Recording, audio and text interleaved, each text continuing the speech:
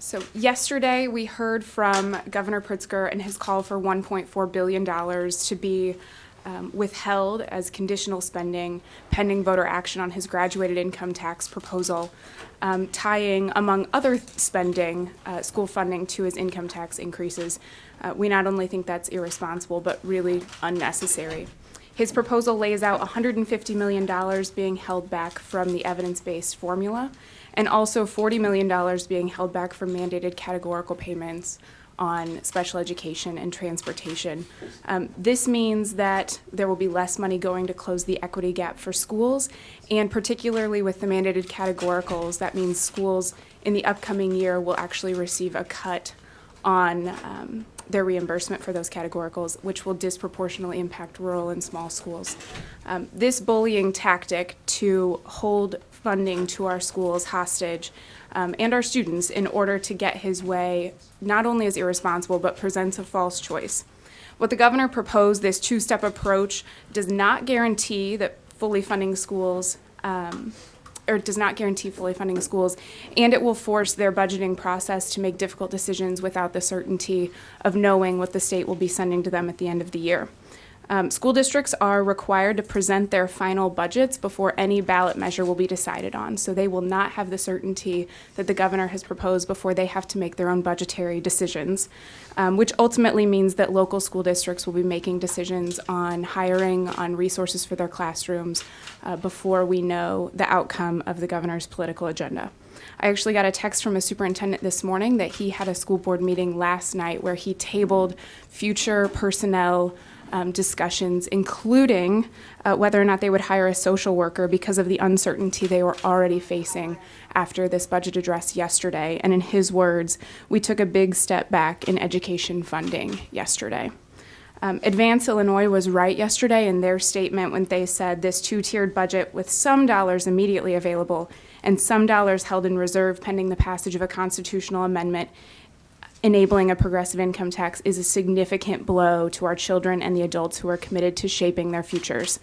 On a more granular policy level, the decision to hold back money from evidence-based funding is a bad policy decision that will further inequities and will artificially help schools that are more well-funded and hurt schools that are less well-funded, because when we passed the school funding formula, there was a formula in place if we met the minimum funding level of $350 million a year, and there was a formula in place if we did not. So this appropriation of $350 million and then withholding $150 million means that we will actually further inequity among school districts by sending less money to the schools who are less well-funded. With all of this, we also have serious questions about how the State Board of Education will implement this. They will have to make a decision of whether they assume the full $350 million allotment and then will run out of money at the end of the year if it's not released, or if they will use the governor's $200 million number and then maybe have more money at the end of the year. There are questions about how this would even be implemented. Ultimately, what's so disappointing to us is that this budget approach threatens to withhold money from schools, and it's unnecessary. This is purely a way to push Pritzker's political agenda. The responsible thing to do would have been to introduce a budget that gives schools certainty and gives taxpayers certainty. This budget does neither. With the record revenue coming in at the state, it is possible to sit down and craft a bipartisan budget that meets the minimum funding level without any new taxes and without a reliance on Governor Pritzker's graduated income tax proposal.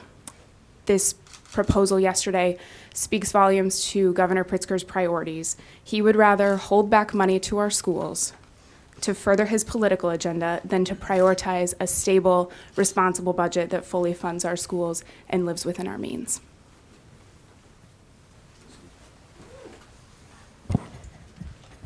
Good morning. I'm Steve Reich, Representative District 63 in McHenry County. This morning I just got off the phone with the superintendent of Harvard District 50, and we discussed what the governor's proposal of holding back $150 million in funding pending the passage of the constitutional amendment would do to his budget process. He thanked me for my call because he was unaware of it, and the fact that next week they're having a board meeting to start the budget process. He told me that with that news that he may or may not get full funding from the evidence-based model means that he may be forced to cut back on capital projects that have been on the books and on the board for Harvard over the past couple of years because of their ability to use the evidence-based funding model to increase the funding for their schools. They're bringing their performance up, and now they can expand. But now they're not going to be able to potentially because of this. Yesterday when I was listening to the governor's speech and he mentioned this, I couldn't help but think of the old line, it's a nice funding formula you got here, it'd be a shame if something happened to it. I cannot believe that the governor would hold the children, the school children, especially in the poorer districts, hostage to an agenda to get a constitutional amendment passed. This is irresponsible, and I think the governor, if he wants Republicans to work with him on crafting a truly balanced budget, that budget must also take into account the priorities that we have established through hard work on establishing the evidence-based funding model, which appears to be working. For him to use it for this purpose is totally disingenuous on his part. Thank you. I apologize. I'm Avery Bourne. I represent the 95th District of Illinois. And to Steve's point briefly as well, when they're going through the budgeting process right now, they're also going through their levy process. So with the uncertainty that schools are facing, this also forces upward pressure on property taxes, which is something the governor has said he wants to alleviate. But creating this kind of uncertainty does the opposite. So